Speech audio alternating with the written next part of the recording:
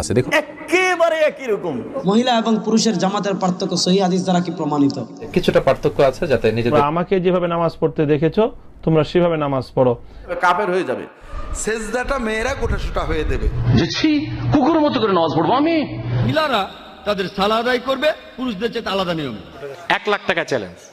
मर्द औरत की नमाज में फर्क है। এই ডিজাইনের নামাজটা মহিলাদের জন্য। ফাইজলামি করেন না, আপনাদেরটাই দেখাইছে নবীজি। चारों अइम्मा का इस पर इत्तेफाक है कि औरत सिमट के नमाज पढ़ेगी। আসসালামু আলাইকুম ওয়া রাহমাতুল্লাহি ওয়া বারাকাতুহু।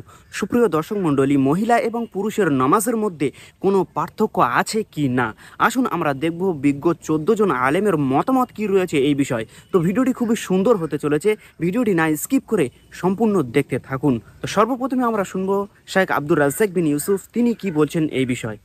নারী পুরুষের সালাত কি একই রকম? একেবারে একই রকম, একেবারে একই।